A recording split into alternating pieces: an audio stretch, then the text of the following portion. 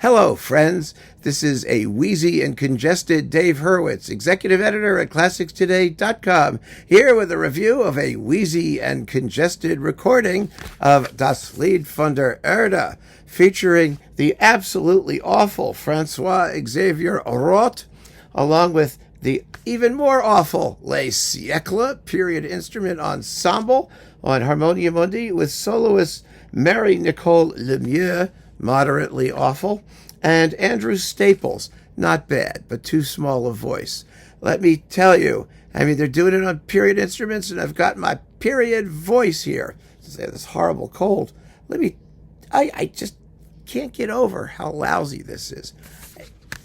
You know, it's all well and good to want to do something different for its own sake, but you still have to be idiomatic. You still have to pay some attention to what the music wants to express. I feel sorry for the soloists, actually.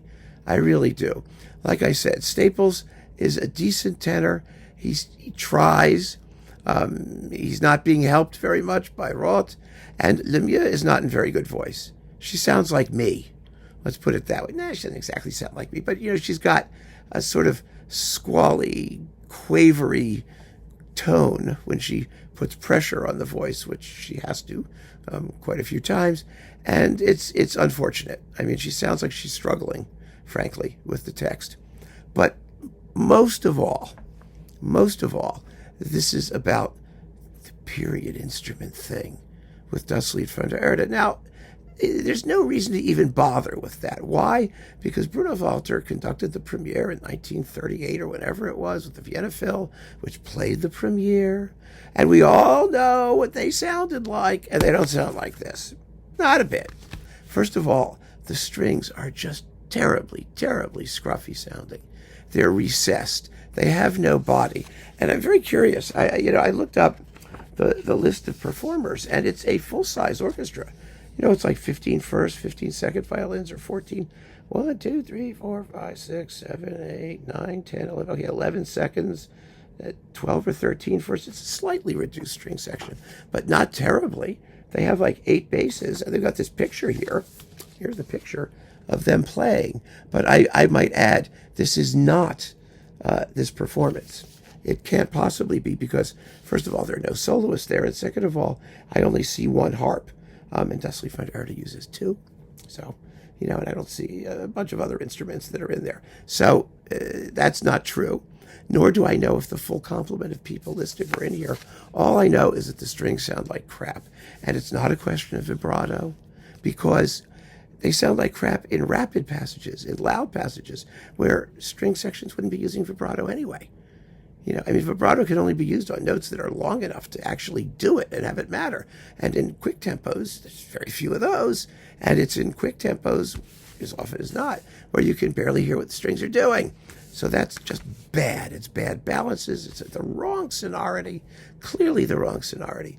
But also the idea that somehow this approach leads to greater clarity or something, it's just BS. It's total BS. For example, I'll give you an example. I have here the old Breitkopf and Hertel. It's the new sort of Urtext critical edition. Well, it's a critical edition of Das Lied von der Erde. Now remember, Mahler never lived to hear it.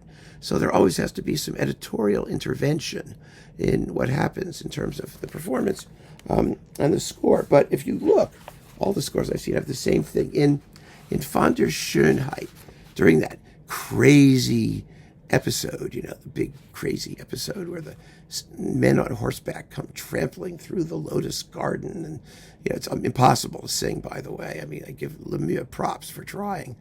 That whole passage culminates in a really rough, loud trombone and trumpet led version of the theme. Ba ba ba da da da da da da da da da da. Sounds kind of like me too, I'll tell you. And here they are. You have 2 muted trumpets, fortissimo. Playing in unison. And on the last note, you're supposed to hear this whole phrase, da da ba da da da ba ba da da da da, like that. And on this last note, it's a G sharp, I think, G sharp. But the trumpets are in B flat, so God knows what it is. Anyway, There's a footnote. Mahler always has footnotes. And he says, the trumpets put their bells up only on this single note, the low G sharp, because he wanted you to hear it. He wants you to hear the whole phrase. Well, you don't hear it. The trumpets are recessed. You don't know what it is. You can't hear the phrase. It disappears into the murk. I mean, it's ridiculous. And at the beginning of that passage, by the way, if we want to go back a little bit, this was the passage where I went to the Morgan Library and found out what Mahler actually wrote in terms of the percussion parts, and gave it to Charles Mackerras to do and some other people. And this edition seems to be getting it right, more or less. It starts out with the dum ba da da bum ba da da. Then the 1812 overture bit comes in, right? Jum ba da da da da da da da da dum bum bum bum. Well, it's triangle, then fortissimo suspended cymbal, then cymbal and bass drum going chong, chong, chong, chong, like this. You don't even hear it. You don't hear any of it. I mean, the percussion is totally recessed. I mean, the glockenspiel has serious melodic and motivic work to do in the first movement. You don't hear it. The cymbals and bass drum in of youth, von der Jugend, it's granted, it's pianissimo, but it's in dem Häuschen sitzen Freud. It's like chung, da, da, da, da, da, chung. Don't hear it. You do hear the tam-tam and Abschied, which is good for them, although it's not particularly well done.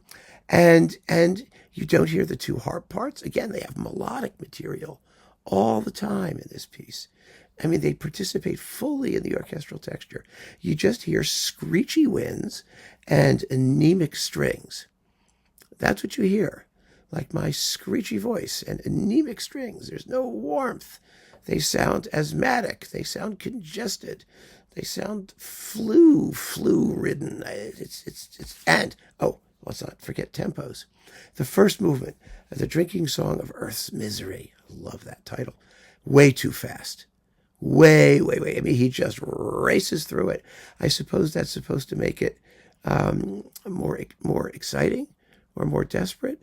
I mean, it may help the singer because his voice doesn't have the necessary weight, but the climax, Hiert wir wie sein Heulen, with the ape on the grave shrieking, and the huge vocal glissando down with a cymbal crash, pow, down to a bass drum thud, cha-cha-cha-cha-cha, with the strings following.